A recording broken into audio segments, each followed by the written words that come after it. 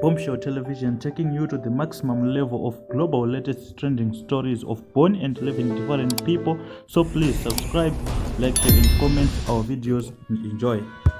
Right, paiye patinenge tichiti tinouya nemaglobal trending stories ndoate tichireva manje atauya nawo nhasi. Pane nyaya iri kupisa, nyaya inokatyamadza, asi nyaya yekuti inozokupawo conclusion through reaction yawaita necomment yauchasiya panapapa after nyaya iyi ndakuudzai. Ndisandataura nyaya ndisandaenderera mberi, ndinozowanzokuita se kukanganwa kuchingamidza vachangosvika muzuva ranhasi paBombshell Television. May God bless you and vakontinue kuita se kupai zvamunoshuvira nekuti munodadisa uye each and every day munoita se munosubscribe, muchilike mavideos, muchishare uye muchikomenda, muchipawo pfungwa dzenyu. Right now nyaya yandaiva nayo inyaya yemurume ndikati chiko mukomana murume nemukadzi, alright, because vakaroorana. Mukadzi ane 85 years ndeuyo wamuri kuona apa ndo kapo yacho. Pakaipa iyi nyaya yakaitika kugana. Mukomana arutonzi akabva kuCongo achiuya hake kuzoita maeducations ake mughana. Then pamba pavaigara vaita se ndo paigara muchembera ndovanga vari muridzi wemba. Muchembera ava vari kunzi vane vana 8 ne20 magrandsons, like kureva kuti vazukuru. Uyu mukomana anonzi muyiswa akaroora Teresa ane 85 years, iye ane 25 years, gap ire 60 years between them.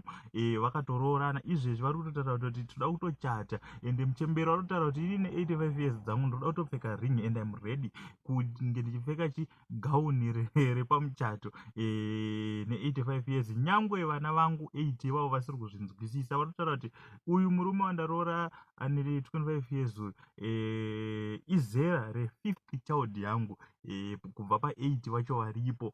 Zvireva kuti pakaipa. Iye arikutaura kuti nyangwe vana vangu vasiri kuzvida, nyangwe vazukuru vasiri kuzvifarira, inini ndo zvandada.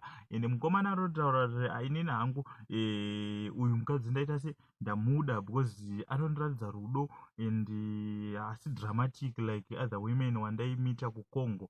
Iye anotsanangura chakaita kuti afarire mukadzi uyu ane 85 years. Hanzi ndine rimwe zuva sezvo zvanambotaura kuti vaigara vailoja pamba pemuchembero.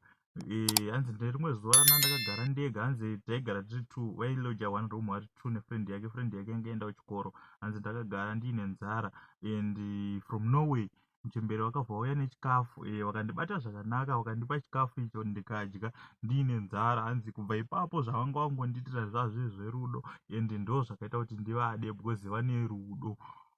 Izvizvo hazvo zvonzi chembere dzinochengeta, tozviziva zvedu, but zve85 here umana, let me know what you think in the comment section. Saka vakawanda iye ari kutaura kuti mukomana kutaura kuti nyangwe hama dzangu hadzisi kuzvifarira, but inini ndo zvandaita ndo zvandada. And vari kutoratidza kuti vari murudo, mukatarisa mapictures ese ari kubuda pascreen apa, parikuratidza kuti vari kutofara, vatori okay with that. The difference is 60 years. Ende mukomana atotaura kuti kana ndichitaura paage chapo chaipo, hava vanenge vachitoita gogo vangu, kwete amai, gogo, amai vaamai kana amai vababa vake, ndo vasarudza kuroora. Tisingazozive zvedu kuti mubedroom vanenge vakamira sei, because ndo zvimwe zvinhu zvakakosha kana vanhu vachinge vagara vese. Saka let me know what you think in the comment section. Thanks for watching this video, nekufollowa, nekungotorawo nguva yako kusvika to the end of this video uchiona video iri zvinotendwa izvozvo. Matrending stories ndane chingokupai zviri kupisa, zviri kuita se zviri kurema zvacho, izvo ndo zvatinenge chingoya nazvo paBombshell Television. Don't forget to subscribe my channel. Thank you, thanks for watching, much salute.